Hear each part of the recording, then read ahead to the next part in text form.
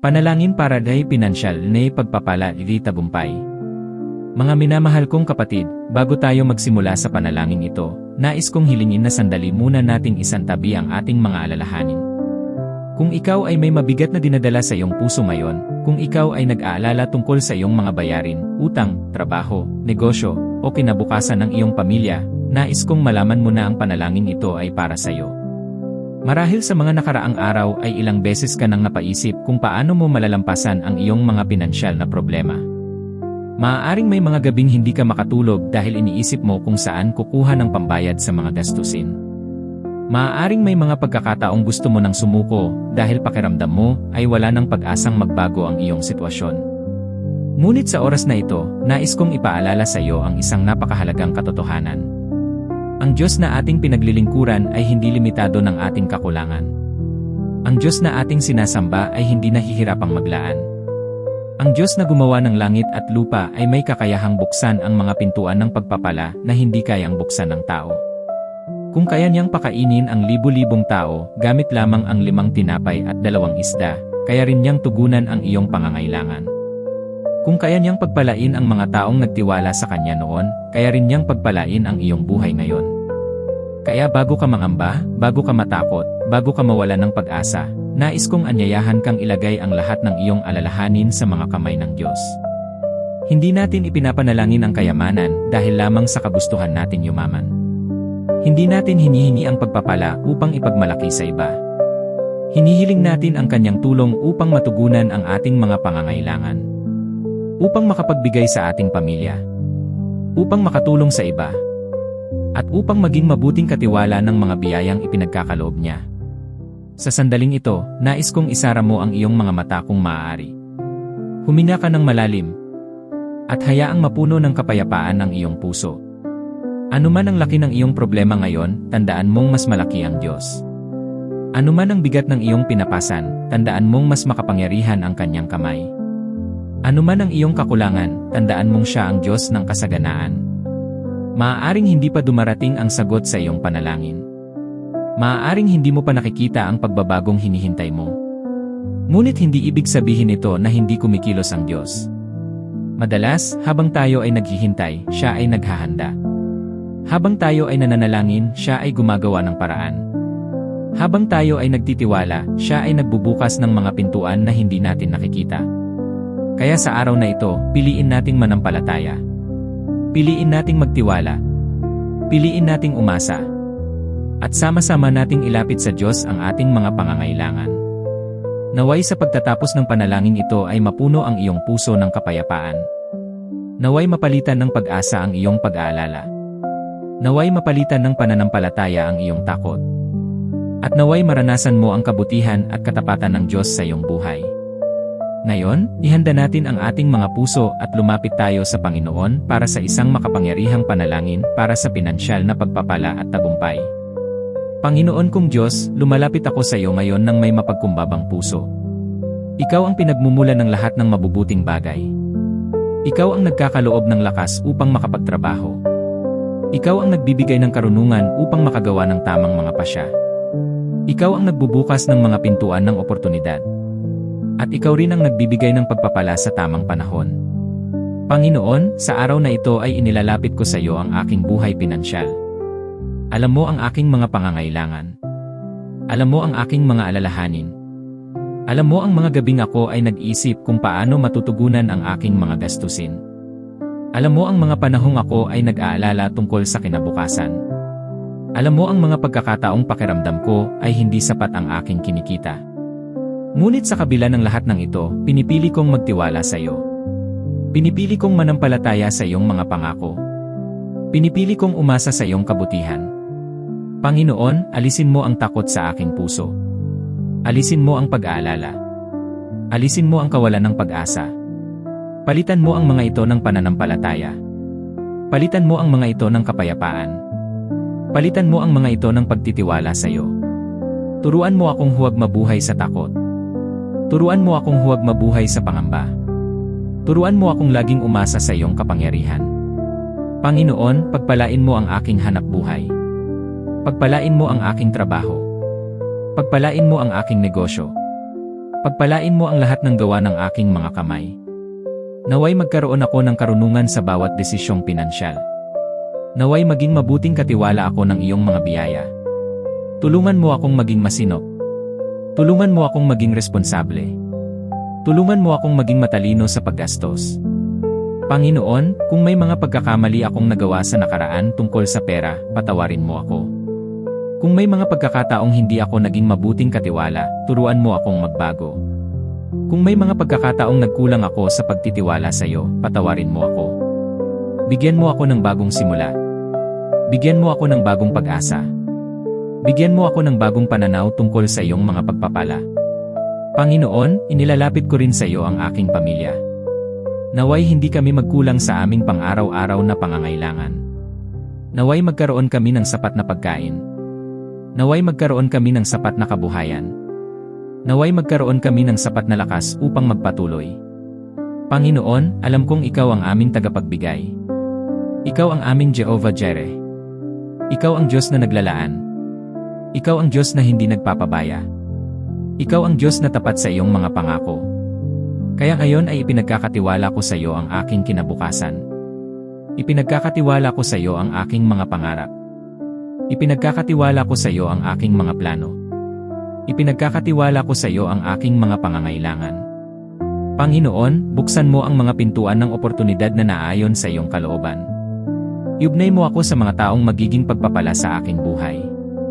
Gabayan mo ako sa mga lugar kung saan nais mong gamitin ako. Turuan mo akong maging masipag. Turuan mo akong maging matyaga. Turuan mo akong maging tapat sa maliliit na bagay. Sapagkat alam kong ang katapatan ay nagbubukas ng mas malalaking pagpapala. Panginoon, kung ako man ay dumaraan sa kakulangan ngayon, tulungan mo akong huwag mawalan ng pag-asa. Tulungan mo akong manatiling matatag. Tulungan mo akong manatiling mapagpasalamat. Tulungan mo akong makita ang iyong kabutihan kahit sa gitna ng pagsubok. Panginoon, pagpalain mo ang bawat proyekto na aking sisimulan. Pagpalain mo ang bawat oportunidad na aking hahawakan. Pagpalain mo ang bawat pagsisikap na aking gagawin. Pagpalain mo ang bawat hakbang na aking tatahakin. At sa lahat ng ito, naway ikaw ang maluwalhati. Naway ikaw ang maparangalan. Naway ikaw ang makita ng mga tao sa aking buhay. Patuloy mong gabayan ang aking isip. Patuloy mong bantayan ang aking puso. Patuloy mong pagpalain ang aking tahanan. Patuloy mong palakasin ang aking pananampalataya. At patuloy mong buksan ang mga pintuan ng pagpapala ayon sa iyong perpektong kalooban. Sa iyo ako nagtitiwala. Sa iyo ako umaasa. At sa iyo ko iniaalay ang lahat. Panginoon kong Diyos, muli akong lumalapit sa iyong harapan ng may pusong puno ng pananampalataya. Salamat sapagkat ikaw ay mabuti sa lahat ng panahon. Salamat sapagkat hindi mo ako pinababayaan. Salamat sapagkat sa bawat araw ay nakikita ko ang iyong katapatan. Kahit sa mga panahong nahihirapan ako, kasama pa rin kita. Kahit sa mga panahong tila walang malinaw na direksyon, ikaw pa rin ang aking gabay. Kahit sa mga panahong kulang ang aking kakayahan, sapat ang iyong biyaya. Panginoon, itinataas ko sa iyo ang lahat ng aking pangarap. Alam mong marami akong ninanais para sa aking pamilya. Alam mong nais kong magkaroon ng mas maayos na buhay. Alam mong nais kong matugunan ang aming mga pangangailangan. Ngunit higit sa lahat, nais kong gawin ang lahat ayon sa iyong kalooban. Kaya hinihiling ko ang iyong karunungan. Bigyan mo ako ng malinaw na pag-iisip. Bigyan mo ako ng wastong pagdedesisyon. Bigyan mo ako ng kakayahang makita ang mga oportunidad na inilalagay mo sa aking harapan. Huwag mong hayaang madaig ako ng pagdududa. Huwag mong hayaang manaig ang takot. Huwag mong hayaang mawalan ako ng pag-asa. Sa halip ay palakasin mo ang aking pananampalataya. Panginoon, pagpalain mo ang bawat araw ng aking pagtatrabaho. Naway maging mabunga ang aking mga pagsisikap. Naway makita ng aking mga pinaglilingkuran ang aking katapatan. Naway maging daan ito upang magkaroon ng pag-unlad sa aking buhay. Tulungan mo akong maging masipag. Tulungan mo akong maging responsable. Tulungan mo akong maging tapat sa lahat ng aking ginagawa. Panginoon, kung may mga pintuang dapat isara, bigyan mo ako ng kapayapaan upang tanggapin ito. Kung may mga pintuang dapat buksan, bigyan mo ako ng lakas ng loob upang pasukin ito. Kung may mga pagkakataong dapat kong hintayin, bigyan mo ako ng pagtitiyaga. Kung may mga pagkakataong dapat kong bitawan, bigyan mo ako ng karunungang gawin ito. Panginoon, inilalapit ko rin sa iyo ang aking mga utang at obligasyon. Alam mo ang bawat halagang dapat kong bayaran. Alam mo ang bawat responsibilidad na nakaatang sa akin. Tulungan mo akong makahanap ng paraan upang matugunan ang mga ito. Bigyan mo ako ng disiplina sa paghawak ng pera. Bigyan mo ako ng tamang pag-ugali sa paggastos. Bigyan mo ako ng kakayahang mag-ipon para sa kinabukasan. Panginoon, ilayo mo ako sa mga maling desisyong pinansyal. Ilayo mo ako sa panlilinlang.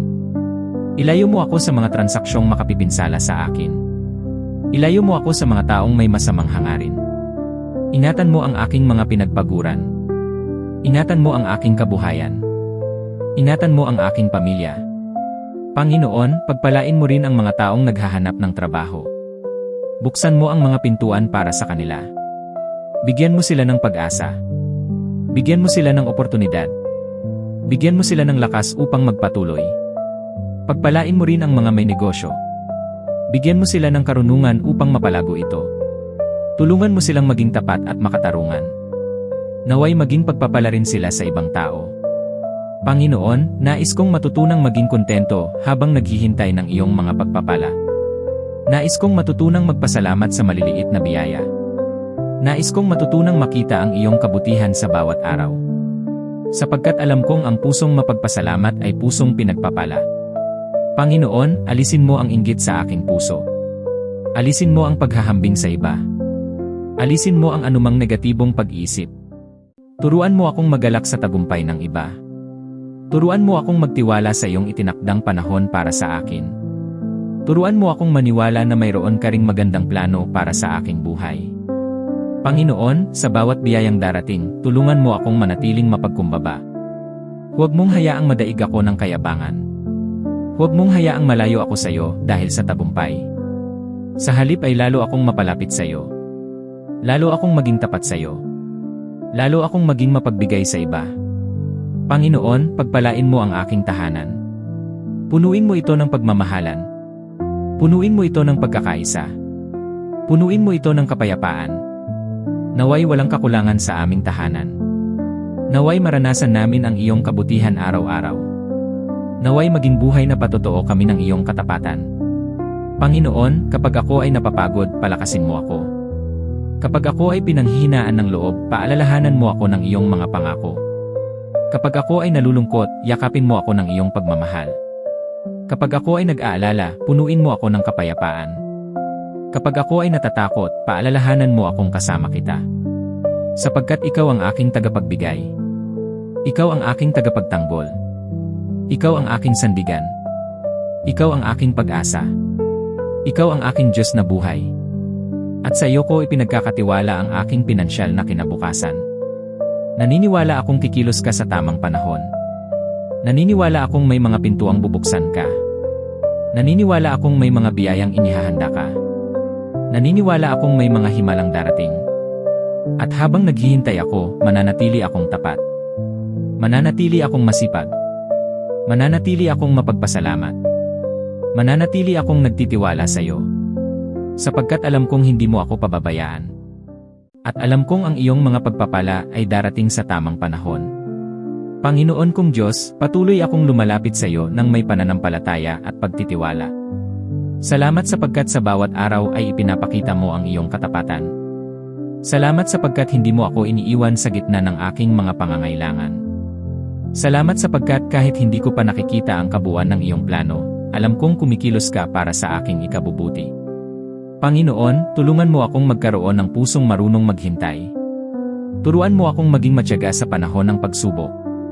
Turuan mo akong magtiwala kahit hindi ko pa natatanggap ang sagot sa aking mga panalangin. Tulungan mo akong huwag panghinaan ng loob. Tulungan mo akong huwag sumuko. Tulungan mo akong manatiling matatag sa pananampalataya. Panginoon, sa bawat araw ng aking buhay, nais kong maging mabuting katiwala ng iyong mga pagpapala. Turuan mo akong gamitin ng tama ang aking mga tinatanggap. Turuan mo akong maging responsable. Turuan mo akong maging maingat sa aking mga desisyon. Turuan mo akong mag-ipon para sa kinabukasan. Turuan mo akong umiwas sa hindi kinakailangang paggastos. Turuan mo akong maging matalino sa paghawak ng pera. Panginoon, alisin mo ang anumang maling pananaw ko tungkol sa tagumpay. Tulungan mo akong maunawaan na ang tunay na tagumpay ay nagmumula sa iyo. Tulungan mo akong unahin ka sa lahat ng bagay. Tulungan mo akong hanapin muna ang iyong kaharian. Tulungan mo akong mamuhay ng may integridad. Tulungan mo akong mamuhay ng may katapatan.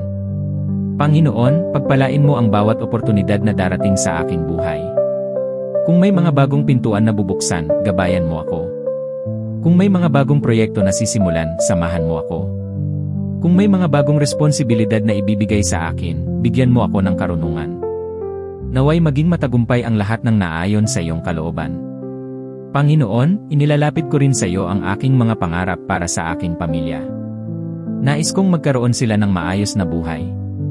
Nais kong mabigyan sila ng sapat na pangangailangan.